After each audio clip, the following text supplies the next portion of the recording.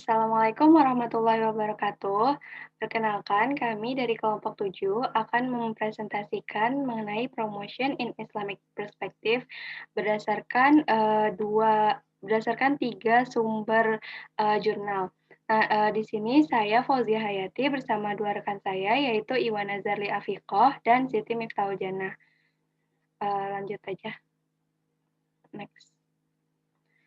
Oke, jadi outline bahasan kita, pada kali ini yaitu ada 3. Yang pertama akan membahas, jurnal mengenai An Approach to Islamic Consumerism and its Implication on Marketing Mix, tapi di bagian promotion-nya aja. Yang kedua itu The Marketing Concept in Islamic Perspective, Literature Review, juga sama, di bagian promotion-nya aja. Dan yang ketiga yaitu Ethical Implication of Sales, Promotion in Ghana, di Islamic perspective. Next. Nah, yang pertama kita akan membahas mengenai an approach to Islamic consumerism and its implication on marketing mix promotion only. Next.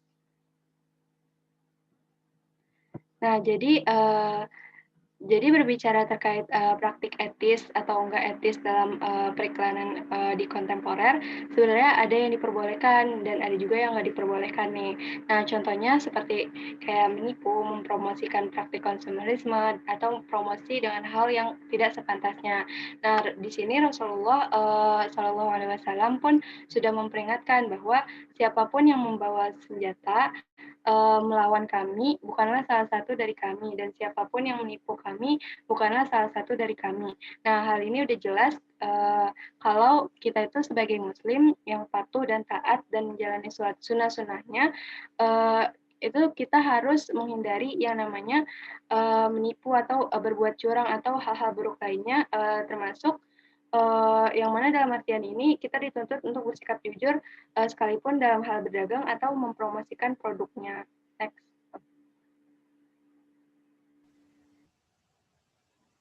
Nah, selanjutnya perkenalkan nama saya Siti Miftahul Jannah. Selanjutnya saya akan membahas mengenai Islamic Promotion pada jurnal yang pertama. Nah, jadi promotion Islam itu promosi Islam sangatlah berbeda dengan pendekatan promosi konvensional. Promosi Islam harus mengikuti atau didasari pada prinsip Islam. Nah, prinsip Islam yang harus ada dalam promosi Islam adalah seperti yang ada di PPT, itu ada kejujuran, keadilan, kepercayaan, ketulusan, persaudaraan, knowledge, tidak melebih-lebihkan, menggambarkan karakter yang baik dan berorientasi keluarga, dan yang terakhir yaitu produk yang halal dan sehat. Nah, prinsip ini harus dipertimbangkan sebelum melakukan tindakan promosi. Contohnya seperti kejujuran sendiri telah ditegaskan pada umat Islam berkali-kali, yaitu pada surat An-Nisa ayat 29, yang mana artinya, wahai orang-orang yang beriman, janganlah kamu saling memakan harta sesamamu dengan jalan yang batil dan tidak jujur. Nah, selanjutnya dalam promosi Islam, apabila terjadi kesalahan atau kelemahan pada produk yang dijual, maka harus diberitahu langsung. Hal ini sesuai dengan apa yang telah Nabi Muhammad SAW lakukan sebagai seorang pedagang yang rajin dan jujur. Next. Nah, terus yang kedua itu ada hal yang dilarang oleh Islam dalam promosi. Nah, hal ini sejalan dengan apa yang telah diperintahkan oleh Nabi Muhammad SAW, yaitu siapapun yang mengangkat senjata melawan kita bukanlah salah satu dari kita, dan siapapun yang menipu kita bukanlah salah satu dari kita. Ini udah disebutin sebelumnya sama Fauzia. Jadi hal-hal yang dilarang oleh Islam dalam promosi yaitu melebih-lebihkan, menipu, mempromosikan perilaku pemborosan, perilaku tidak senonoh, memperlakukan wanita hanya sebagai alat promosi dan digunakan secara tidak perlu. Nah, terus yang terakhir ada stereotip jenis kelamin dan ras. Nah, kalau yang tadi pertama yang disebutin itu untuk ketidakjujuran. Nah, kalau ayat Al-Qur'an surat Al-Hujurat ayat 11 yang artinya itu, wahai orang-orang yang beriman, janganlah suatu kaum Janganlah suatu kaum mengolok-olok kaum yang lain, karena boleh jadi mereka yang diolok-olokkan lebih baik dari mereka yang mengolok-olok. Dan jangan pula perempuan-perempuan mengolok-olokkan perempuan lain, karena boleh jadi perempuan yang diolok-olokkan lebih baik dari perempuan yang mengolok-olok. Janganlah kamu saling mencela satu sama lain, dan janganlah saling memanggil dengan gelar-gelar yang buruk. Seburuk-buruk panggilan adalah panggilan yang buruk setelah beriman. Dan barang siapa yang tidak bertobat, maka mereka itulah orang-orang yang zalim. Nah, ayat ini menjelaskan secara eksplisit mengenai 2 poin hal yang dilarang oleh Islam dalam promosi, yaitu yang wanita dan stereotip jenis kelamin dan ras. Next. Jadi dari 2 poin tadi, yaitu prinsip Islam dalam promosi dan juga hal yang dilarang oleh Islam dalam promosi, dapat disimpulkan bahwa sarana promosi Islam bertujuan untuk membantu secara nyata kepada konsumen untuk pengambilan keputusan yang lebih baik mengenai produk dengan memberikan informasi yang benar dan akurat, tanpa melebih-lebihkan atau cara tidak etis lainnya. Gitu. Next.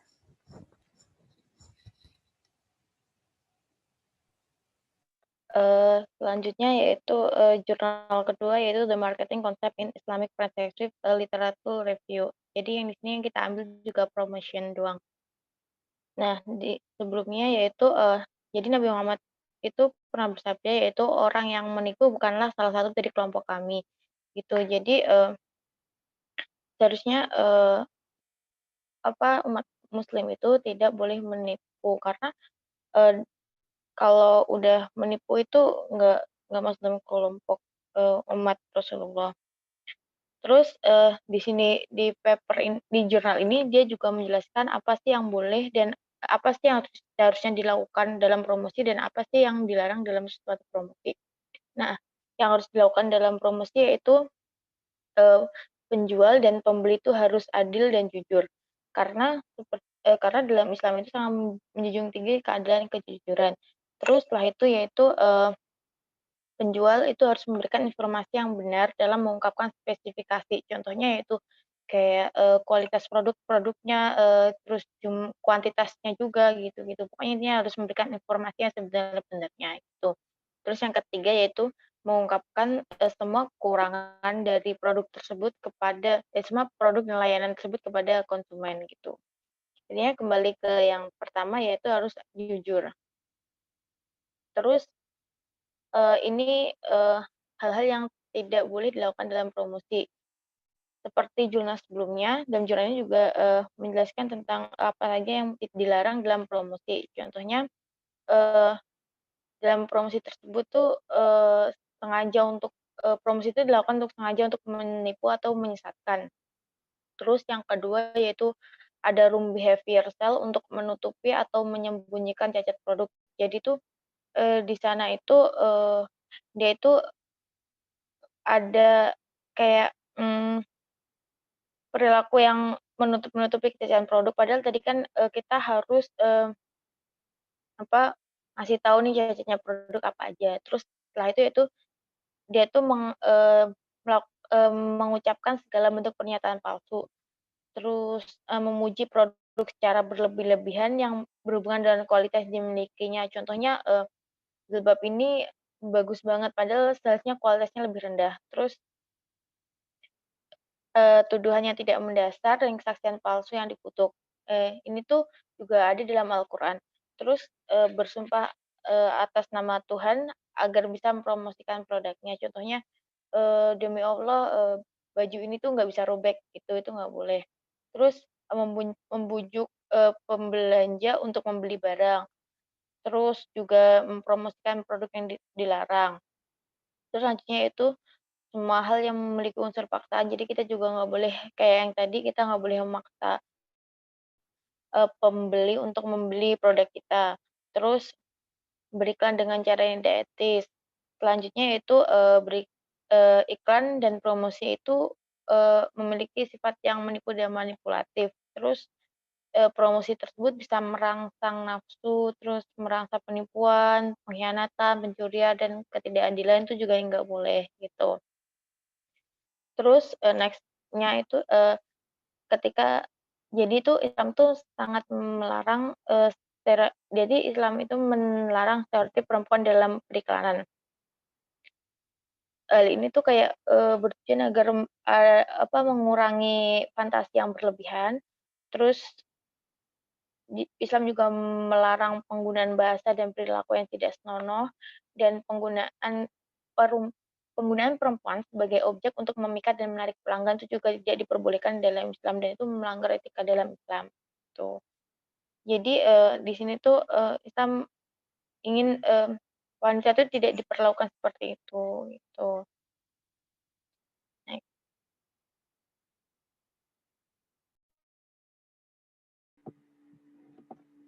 Ya, jadi pada bagian saya Fauzia, jadi pada bagian 3 ini kami menambahkan satu sumber referensi sebagai pendukung dengan memberikan contoh kegiatan promosi di salah satu negara, yaitu Ghana yang berada di bagian Afrika, bagian Barat Afrika.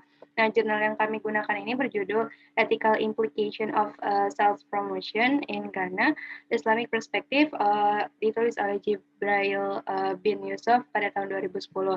Nah, pada jurnal ini dia membahas mengenai praktik sales promotion di Ghana dan menimbang implikasi etis dari mereka dari perspektif Islam. Next. Nah, jadi yang pertama itu kita di sini ngelihat gimana sih praktik sales promotion yang ada di Ghana. Nah, jadi sales promotion itu sendiri kalau menurut pandangan orang awam biasa disebut sebagai ya sales promotion atau penjualan promosi penjualan yang mana ini adalah praktik bisnis di mana perusahaan tertentu itu memproduksi suatu barang yang tujuannya dan mereka tuh tujuannya untuk mempengaruhi orang supaya konsumsi mereka tuh konsumsi orang-orang tuh meningkat dengan menggunakan cara tertentu yang secara nggak langsung bisa mempengaruhi konsumen untuk meningkatkan patronase mereka. Nah, di banyak kasus konsumen itu dibujuk buat percaya kalau dia beli banyak produk maka dia bakal mendapatkan manfaat yang banyak juga sampai-sampai ke hal yang sebenarnya nggak dibutuhkan oleh konsumen sehingga di sini konsumen tuh akhirnya membelanjakan sebuah produk tanpa atau di luar anggaran normalnya. Nah, sedangkan kalau dari bahasa profesional pebisnis, promosi penjualan atau sales promotional itu diartikan sebagai stimulasi yang dicapai melalui kontes, demonstrasi, diskon, exhibition, atau pameran dagang, atau permainan, atau giveaway, pameran, dan merchandising tempat penjualan, penawaran khusus, dan lain-lain. Nah, dalam hal ini praktik self promotionalnya itu mencakup semua hal yang terkait sama periklanan dan advertising dan personal selling yang bisa membantu si penjual untuk meningkatkan penjualan komoditas produknya. Nah, biasanya produsen-produsen di Ghana itu melakukan metode-metode promosi yang berbasis sporadik atau dan jangka pendek atau dalam arti lain dia tuh ngasihnya jarang-jarang atau di waktu tertentu yang mana enggak sepanjang tahun itu ada promosi. Nah, jadi di pasar lokal Ghana itu promosi penjualannya itu biasanya dilakukan dengan beberapa tujuan. Di sini ada 4 tujuannya. Yang pertama itu memperkenalkan produk baru mereka. Ya, jadi buat suatu produk itu bisa dikenal oleh orang, kan nggak mungkin orang itu langsung tertarik gitu untuk atau langsung tahu ini produk apa. Nah, jadi perusahaan tuh harus nyamperin konsumen dulu kan biar mereka tahu dan kenal. Jadi, oh ini ada produk Alo, oh ini ada produk Belo. Nah, maka salah satu tujuan sales promosionalnya mereka di Ghana itu adalah memperkenalkan produk baru. Nah, yang kedua itu untuk menarik pelanggan baru dan mempertahankan yang sudah ada. Jadi, di saat berbelanja, pelanggan tuh biasanya terpengaruh nih terhadap produk-produk yang menawarkan diskon atau hadiah yang bermanfaat untuk mereka gitu. Nah, itu di saat melakukan pembelian. Nah, sales promotional ini merupakan salah satu tools magnet yang bisa digunakan untuk mempengaruhi atau mendorong pelanggan untuk bisa membeli barangnya. Nah, jadi ini membantu. Jadi bagi perusahaan tuh ini bisa membantu untuk mempertahankan pelanggan yang udah ada, yang udah loyal sama barangnya dia, dan di saat yang sama juga bisa menarik pelanggan baru, misalnya kayak ya, misalnya kayak ada diskon dan lain-lain. Nah, kan orang tertarik nih untuk membeli suatu produk itu. Nah, atau yang belum tahu jadi tahu dan ingin mencoba gitu. Jadi menarik pelanggan baru. Nah, yang ketiga itu tujuannya untuk mempertahankan penjualan produk kasual. Jadi dengan dia bisa mempertahankan pelanggan yang lama untuk terus membeli dan stay di produknya. Jadi ini bisa jadi salah satu cara perusahaan untuk mempertahankan penjualan produknya juga supaya stabil. Nah, yang keempat itu mengurangi tantangan persaingan. Jadi pasar ini kan kompetitif banget. Nah, makanya salah satu tujuan mereka perusahaan-perusahaan di Ghana atau toko-toko di Ghana itu melakukan self promotion itu adalah untuk mengurangi tantangan persaingan. Nah, jadi dengan konsumen dikasih promo-promo penjualan, maka secara nggak sadar mereka bakal lebih memilih untuk membeli barang di toko yang punya promosi atau barang-barang yang sedang promosi kayak gitu. Next.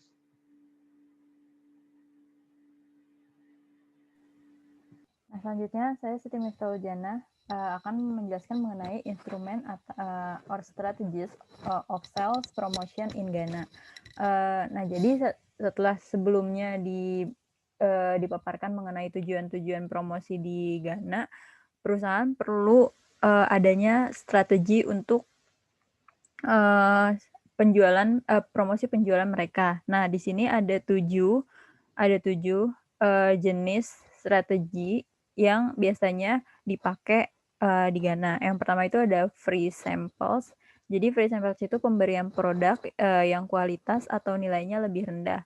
Ini tuh contohnya kayak misal saat membeli suatu produk kosmetik tertentu, lalu mendapatkan sebuah skincare gratis di mana dengan ukuran yang lebih kecil dan dengan tulisan tidak untuk dijual.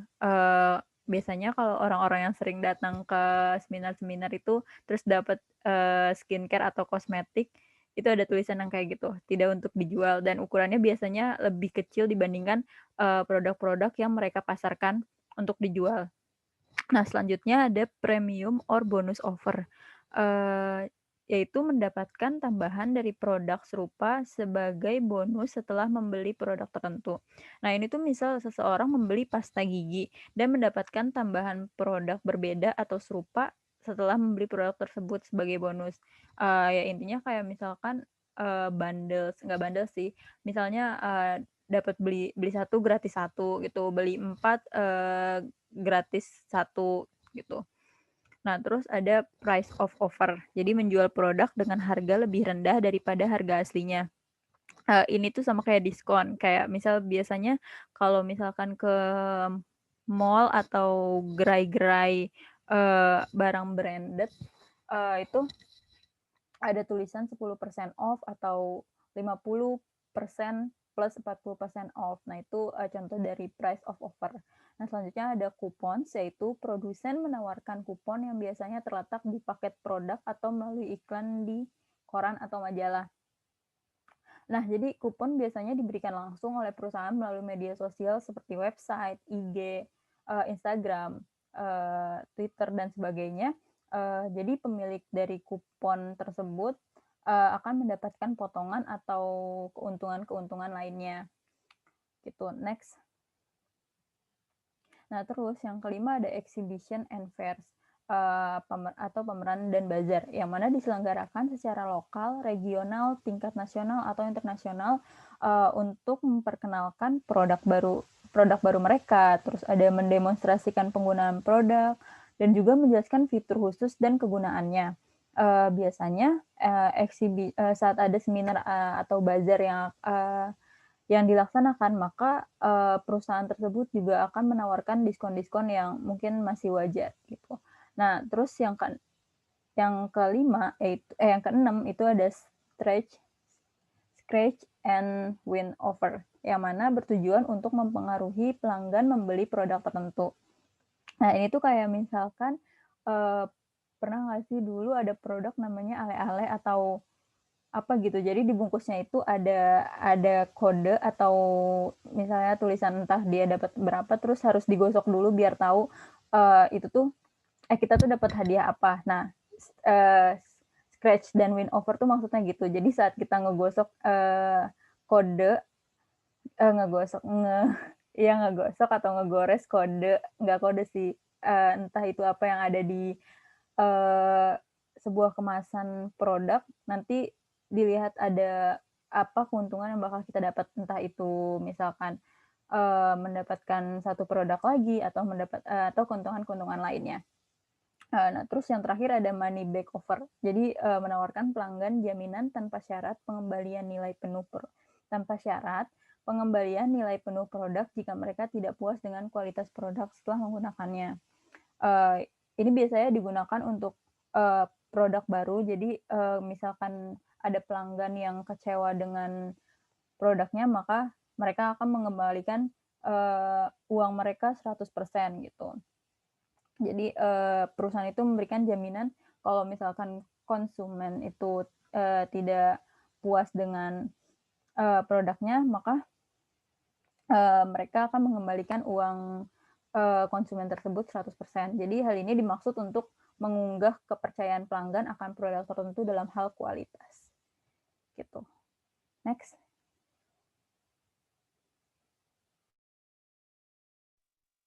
Nah, selanjutnya adalah ethical implication of sales promotion for Muslim. Jadi kan di sini tuh sebenarnya gagasan tentang rezeki yang diperoleh dalam Islam itu yang etis itu adalah rezeki yang halal, di mana ini dari pendekatan Al-Quran itu terdapat kekayaan. Jadi tuh prinsipnya adalah kekayaan ini pokoknya dia tidak merugikan orang lain gitu.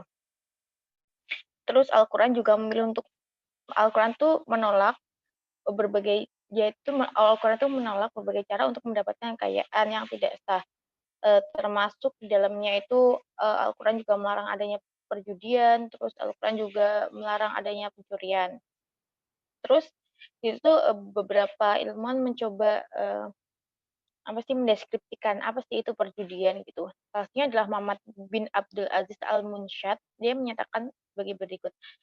Perjudian adalah jenis aktivitas yang menyebabkan salah satu pihak mendapatkan untung, yang salah satu pihak mendapatkan rugi. Jadi tuh eee, keuntungan dalam jenis perjudian tersebut ini tuh tergantung pada keberuntungan orang tersebut.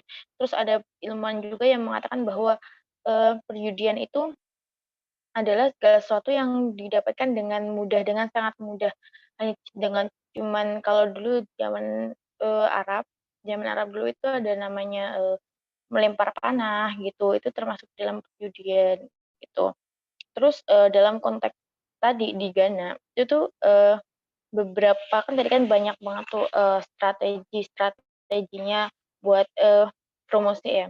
Nah, di situ ada beberapa jenis promosi yang sebenarnya dalam Islam itu dilarang. Contohnya adalah memberi hadiah. Di sini tuh dia itu eee, pembeli bisa mendapatkan hadiah tuh dengan cara cepat dan mudah.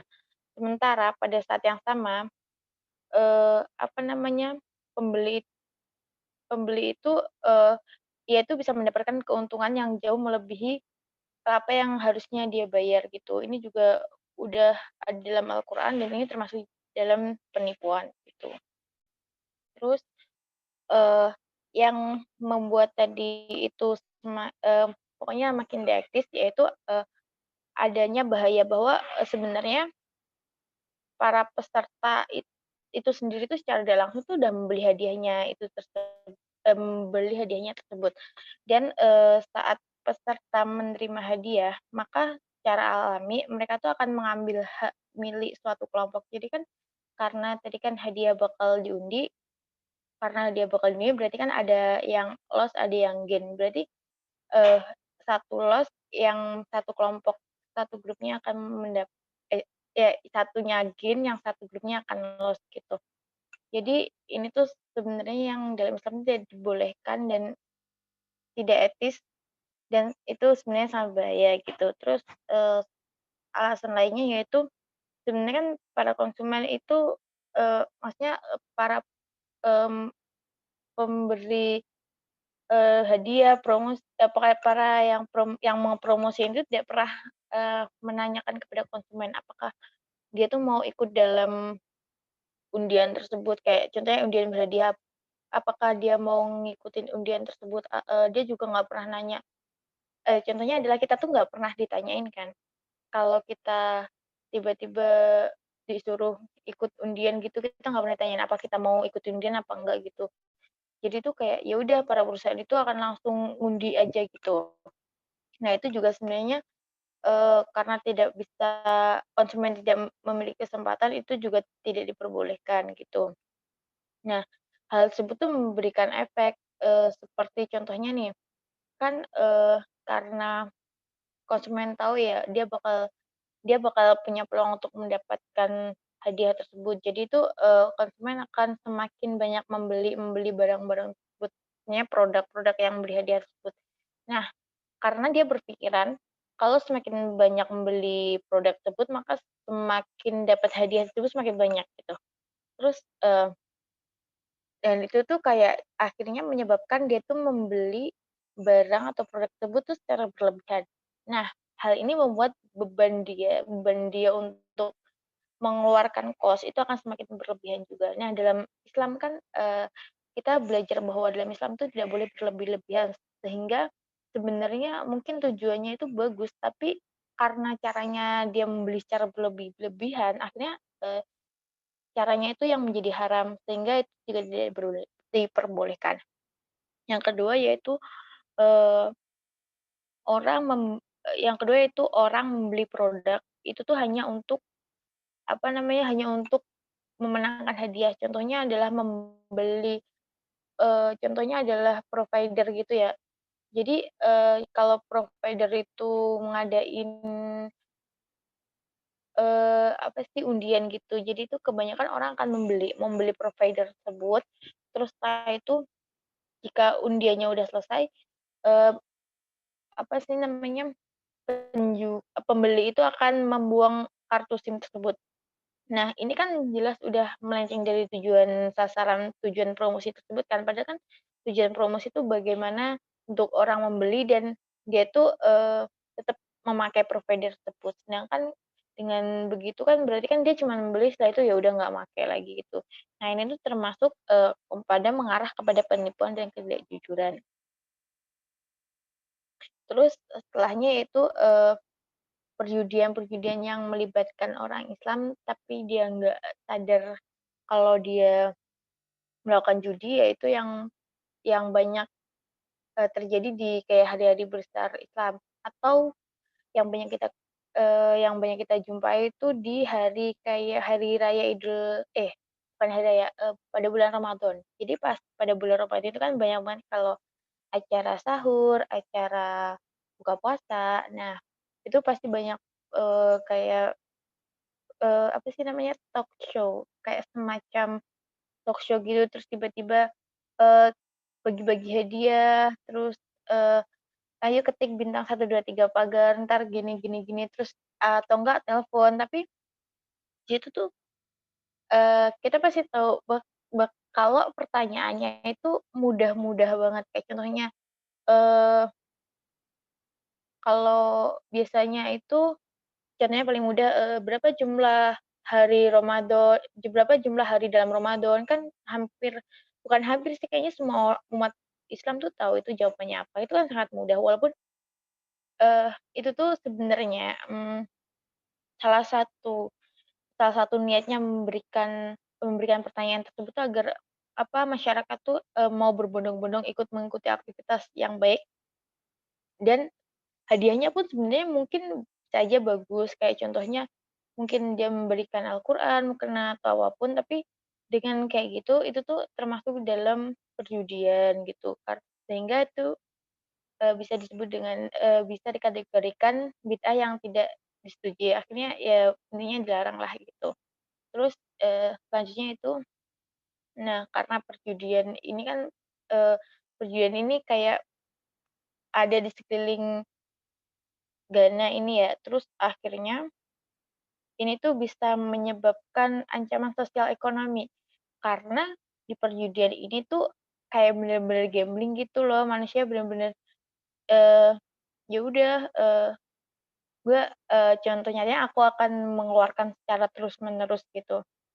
Dan biasanya tuh kalau udah manusia udah melakukan, mengeluarkan secara terus-menerus, dia itu bakal, apa ya, istilahnya bukan istilahnya itu bakal ketagihan gitu. Sehingga tuh, mereka tuh tidak sadar kalau mereka tuh sebenarnya udah mulai bangkrut, udah mulai jatuh miskin. Itu juga sebenarnya terjadi pada bisnis juga gitu. Mereka tuh bener-bener kayak, ya udah ngeluarin aja, yang penting kayak kelihatannya tuh kita untung terus gitu, terus yang lain rugi atau bisa aja kita rugi, tapi kayak kita masih penasaran gitu terus gitu. Terus, nah dari sini tuh, secara tidak langsung tuh kan emang bener-bener gambling ya namanya perjudian ya. Terus udah nggak sadar jadi miskin, terus akhirnya dari sini pun melahirkan sifat buruk, yaitu melahirkan sifat iri yang kepada pemenang kan ya kan namanya juga gambling pasti yang kalah itu bakal iri pada yang menang gitu. Selanjutnya setelah itu, setelah karena ada sifat iri terus udah, kayak udah kurang juga, terus akhirnya tuh ini juga bisa melahirkan kejahatan sosial ekonomi gitu. Jadi kenapa, umat Islam itu benar-benar harus, menghindari, fenomena-fenomena ini, harus menghindari perjudian, pencurian, karena itu sangat berakibat fatal banget buat umat manusia, khususnya adalah umat Islam itu sendiri gitu. Ini juga bisa menghancurkan kerabatan, persaudaraan gitu.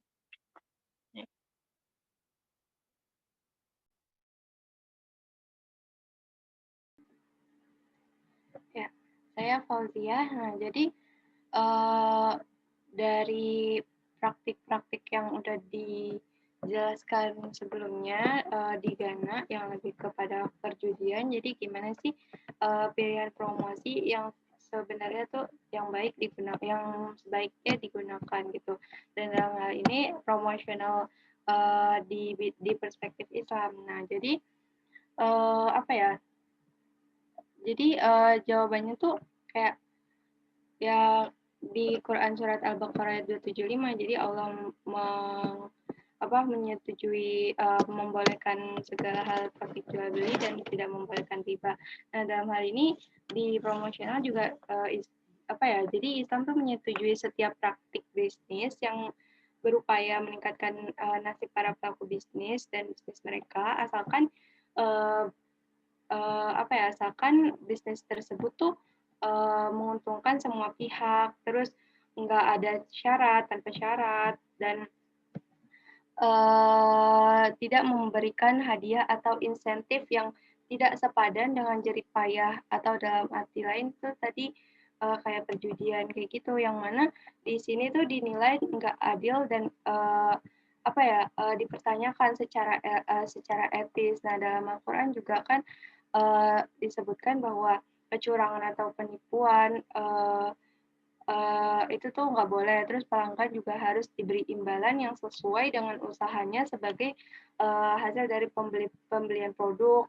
Nah, imbalan itu tuh harus sama untuk setiap pelanggan untuk produk.